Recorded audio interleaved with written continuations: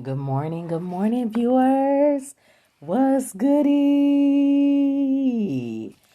Welcome back to the Breakfast Show with Marisha LaShay. Thank you guys for dropping by my live this morning. This is season 3. If you missed out on season 1 and season 2, please feel free to head to the YouTube channel. And when you go onto YouTube, you will type in Marisha, Marisha, LaShay, LA, Come on and let's celebrate this third season of The Breakfast Show, you guys. This is a humble experience because this is the third season. It's not my first season. It's not my second season. It is my third season. And I am truly, truly blessed by this.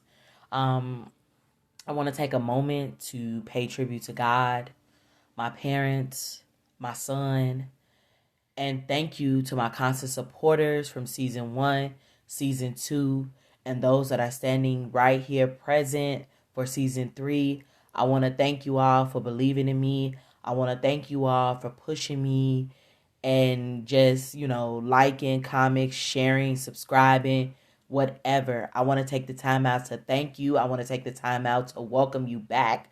I want to take the time out to welcome anybody that is new. Welcome.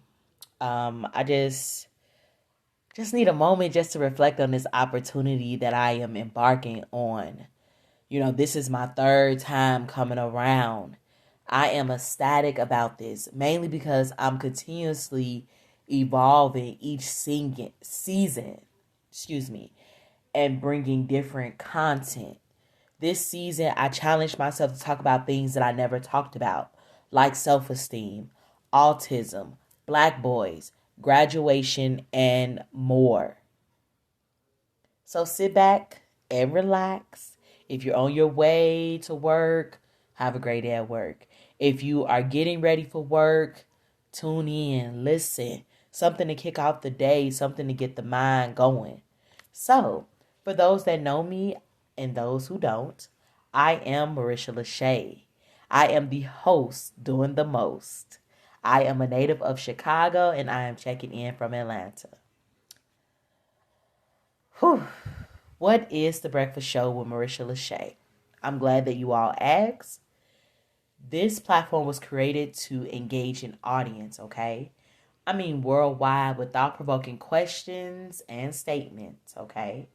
I want to encourage open dialogue to gain insight on multiple perspectives on a question or the particular statement for the day. Today is day 1 for the Breakfast Show. And this show will be in effect for the next 29 days. So welcome again, and I hope you join the journey with me over this course of time. Now, for the next part of the show, this is when we do our mental check-ins with one another. How are we feeling? This is just a quick check-in. It is measured on a scale 1 to 10. 1 being the worst day of your life and 10 being the best day of your life. However, you can be better than a 10. You can be above a 10. You could be below a 1. It is entirely up to you. But please feel free to comment below, drop those numbers. Let us know how you feeling. And there's no pressure if you don't want to share. But if you would like to share, please. And you may even provide a reason as to why you feel the way that you feel. So today I am a 1,000. I'm on 1,000. And I'm on 1,000 because this is the third season. I'm on 1,000 because of the support that I'm receiving to keep this thing going. It just doesn't happen just because of me. It happens because I have people believing in me. And for that reason, I'm at 1,000%. I never saw myself having a breakfast show except for when the inspiration came from my father. I never saw it. I didn't even know. A lot of people will always say, oh, well, you should get a podcast, or, oh, you should do that. Something with your voice to talk. because I just have the gift of gab, right? So, moving on.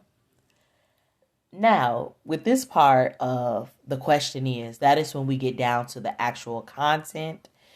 And that is where you find our question of the day that we will actually focus on. So what I normally like to do is I normally like to provide the audience with the question at least twice, just so you can catch it, try to, get in your mind, what you're feeling. And please feel free to chime in. This is not just about me, getting on here running my mouth. I want to hear from you, which is why I go live. Okay. I want to hear from my viewers. I want to hear from my audience. I want to hear what you think about the topic. So the question is, pain is the best teacher. I would like to introduce Mr. Pain. How does pain promote change? Okay, I'm going back. Pain is the best teacher. I would like to introduce Mr. Pain. How does pain promote change? Everybody, just take a moment. Okay, just take a moment to take that in. So, I want to go ahead and dive right on into this because I know you're wondering, what the heck is she talking about and who the hell is Mr. Pain, right? Mr. Pain, he is our recipient of the Best Teacher Award for 2021 and forevermore. Give him a round of applause. We are talking about Mr. Pain. We are talking about pain in the context as if it was a person. But it's an imaginary person, Mr. Pain. He's real. You just can't you can't touch him. You can't touch him, but you can feel him. And you've known him if you met him before, right? We've all lived through and dealt with some pain, right? Okay. Well, here's my response. Everyone, I want to introduce Mr. Pain. No, he's not a real person, but he's the best teacher. He is the best teacher because everyone has felt and dealt with some sort of pain in some sort of way. Okay. And what are you really saying, Marisha LaShay? Exhibit A. Parents inflicting pain on their children when they are being disciplined for being disobedient or have displayed mischievous behavior. This was the worst whooping of their life, and they will always remember what that pain would feel like. And they make the connection between the pain and their actions that resulted in the feeling of the pain. Exhibit B. Pain can be inflicted in a way of life like childbirth. That's a different level of pain.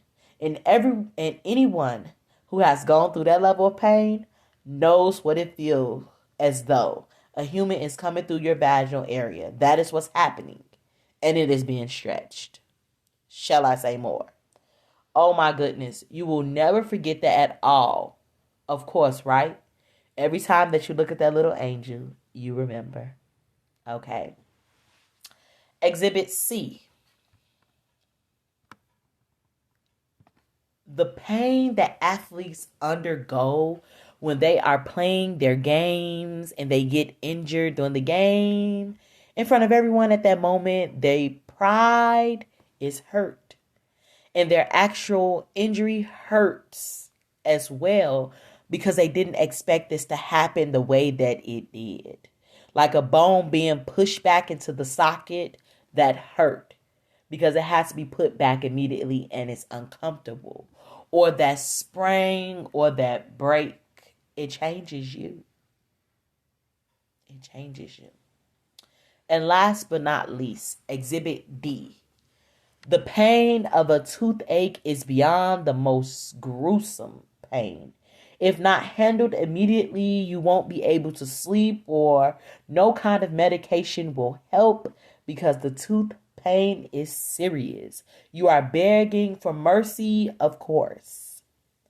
So, the question is, how does pain promote change? to promote change in a person based on the pain inflicted, because we will always remember what it felt like and how it happened. More so, we never want to feel that again, and we are guarded and we are pretty aware and see it coming because we don't have to imagine, but we already could relive it in our brains. Your behavior and your approach is cautionary. You're very cautious. Okay? So, the question is, pain is the best teacher. I would like to introduce Mr. Payne. How does pain promote change? All right, you guys. So please feel free to chime in. Please feel free to share your opinions. It is your moment too. If you don't respond now, you can respond later or whenever that you feel led to. Well, you guys, that is the close of our show. Thank you all for sharing. Thank you guys for tuning in. I will see you guys tomorrow on The Breakfast Show with Marisha LaShay. You all have a tremendous Tuesday. Bye.